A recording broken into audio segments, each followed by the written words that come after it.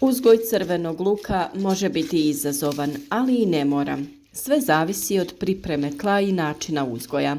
Ove godine, unatoč dugom kišnom razdoblju, proljeće i sušnim ljetnim danima, praćenim visokim temperaturama, mi smo iznimno zadovoljni berbom crvenog luka, njegovom krupnoćom i kvalitetom. Sa vama smo na našem kanalu dijelili cijeli proces uzgoja od sadnje do berbe, pa ćemo u ovom videu da to sve sažmemo u jedno kako bi najlakše mogli da i vi uradite isto i uzgojite kvalitetan luk koji će u skladištu biti dugotrajan i otporan. Pa krenimo redom. Parcele za sjetvu trebaju biti plodne, dobrih vodozračnih karakteristika, slabo kisele do neutralne pH reakcije zemljišta. pH vrijednost tla u kojem će se uzgajati luk mora biti između 6 i 7. Na isto mjesto dolazi tek 4. godine. Sadi se poslije kultura koje su pognojene stajnjakom i koje ostavljaju nezakorovljene parcele. Dobri predusjevi za crveni luk su kupus, mrkva, grašak, grah, tikvice i druge povrtne vrste.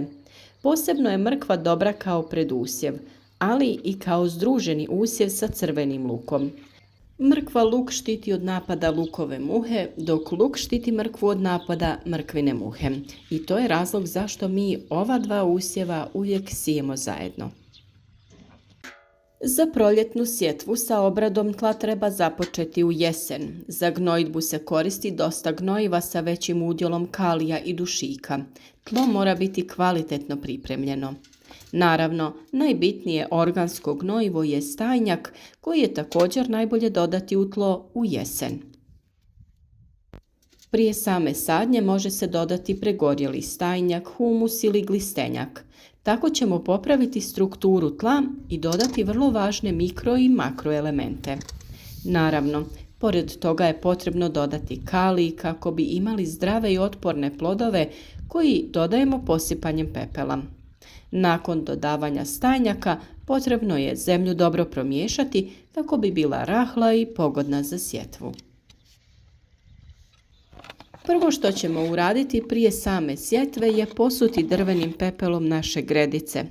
Pepeo će djelovati kao dezinficirajuće sredstvo, kao zaštita od štetnika i kao gnojivo. Protiv puževa, protiv lukove muhe, kao dodatak kompostu ili za obogaćivanje tla. Pepeo od drveta koristi se u vrtovima za brojne namjene. S obzirom na to da je pepeo nastao sagorjevanjem biljaka, on sadrži 13 osnovnih elemenata potrebnih za rast biljaka. Izvrstan je izvor kalcija, kalija, fosfora i mikroelemenata za vrt. Njegova glavna zadaća u tlu je smanjenje kiselosti sredine, a luku je to prijeko potrebno jer ne voli kisela tla. Sjetva crvenog luka obavlja se u februaru, martu ili početkom aprila.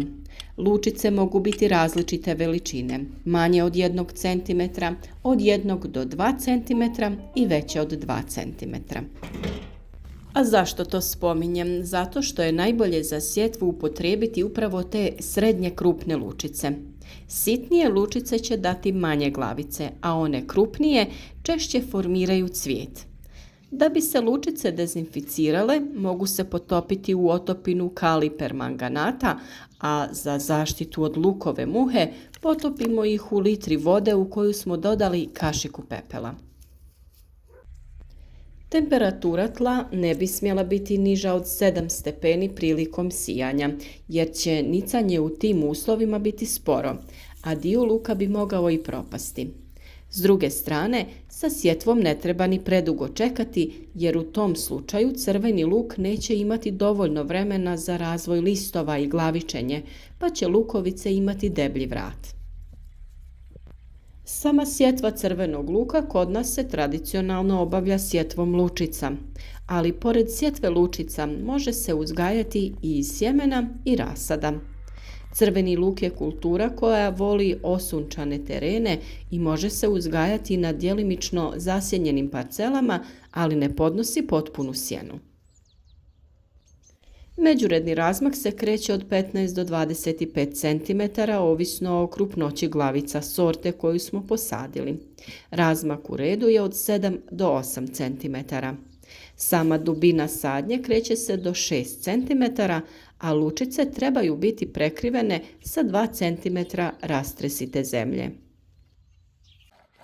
Osim odgovarajuće temperature, za rast luka potrebno je i puno vode, pa nasade treba redovito zalijevati. Navodnjavanje je posebno važno u početnoj fazi rasta i tokom razvoja u proljetnim mjesecima. Kao i svaka druga biljka, i crveni luk ima svoje nametnike i bolesti, poput lukove muhe, moljca, plamenjače, truleži, uslijed dugotrajnih kiša. Za obavljanje dezinfekcije i prevenciju uradili smo dodavanje pepela. Veličina glavice luka ovisi o broju i veličini zelenih listova ili vrhova u vrijeme zrelosti lukovice. Za svaki list biti će kolut luka. Što je list veći, prsten će biti veći. Luk će prvo formirati vrh, a zatim, ovisno o sorti luka i dužini dnevnog svjetla, početi formirati lukovicu. Gnojidba luka je najbolja prvih 7 dana nakon sadnje gnojivom koje osigurava opskrbu hranjivim tvarima. Prihranjivanje je važno kako bi se osigurala zadovoljavajuća veličina, težina i kvaliteta. Elementi poput kalcija i bora ključni su za sprječavanje pojave truleži i duži vijek trajanja. Najvažniji elementi koji se moraju osigurati luku su dušik, fosfor i kalij u omjeru 10-10-10 ili 6-4-8. Prvo prihranjivanje koje se može primijeniti do 4. sedmice od sadnje treba zadovoljiti 40% potreba za dušikom, kalijem i kalcijem, a drugo prihranjivanje je u fazi bujanja. U fazi dozrijevanja glavica smanjujemo količinu dušičnih gnojiva jer on može produžiti vegetaciju i utjecati na kvalitetu ploda. Povoljne količine fosfora i kalija osiguravaju dobru održivost luka u skladištu. Ono sa čim ne možete pogriješiti jeste rastvor od pepela. Najvažnija stvar jeste to da je pepeo nastao isključivo sagorijevanjem drveta. Ne preporučuje se pepeo nastao sagorijevanjem uglja niti peleta, jer taj pepeo sadrži različite primjese koje nisu pogodne za prihranu biljaka. Na 1 litru vode dodajemo 100 grama pepela, te ostavimo da stoji sat do 2 vremena. Nakon toga to razredimo sa 9 litara vode, tako da ukupno dobijemo 10 litara otopine. Pepeo je bitno procijediti ukoliko se koristi za folijarnu prihranu biljaka kako ne bi oštetili prskalicu. Ukoliko ćete sa rastvorom zalijevati vaše biljke, onda nije potrebno cijediti.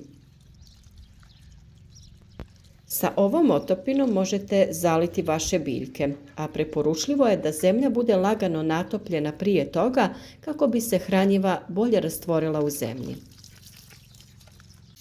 U vrijeme visokih temperatura preporučuje se folijarna prihrana biljaka, to jest prskanje preko lista. To se radi rano ujutro ili predvečer pred zalazak sunca kako biljke ne bi oštetili ako ih prskamo kada je jako sunce. Biljke u vrijeme kada su visoke temperature slabije usvajaju hranjiva iz tla. To je posebno slučaj kod luka koji ima dosta plitak korijen i ne uspijeva usvojiti sve potrebne elemente. S obzirom da pepeo sadrži brojne minerale, a posebno je bogat kalijem, kalcijem, magnezijem, natrijem i fosforom, idealno je hranjivo u ovoj posljednjoj fazi prije berbe. Luk se dalje zalijeva sve dok listovi ne krenu da žute i polijegaju. Kada je prijelaz između glavice luka i lista mekan, tada se u potpunosti prestaje sa zalijevanjem i dodavanjem hranjiva. Luk se tada suši i priprema za berbu. U tom stadiju bi mu vlaga samo produžila fazu dozrijevanja. Upravo kada luk dostigne završnu fazu svog razvoja, vrijeme je da mu se obezbijedi kalij. Zašto je to važno? Kalij je neophodan za sve biljne kulture kako bi imale kvalitetne i krupne plodove. Ukoliko želite da ostvarite zavidne količine uroda luka, isprobajte ovaj način uzgoja. Za svaku od pomenutih tema, od sjetve, prihrane do berbe i skladištenja, imate posebne video savjete na našem kanalu, pa ih potražite. Podržite naš rad i podijelite video sa prijateljima na društvenim mrežama. U komentarima podijelite vaše iskustva i javite nam od kuda nas pratite.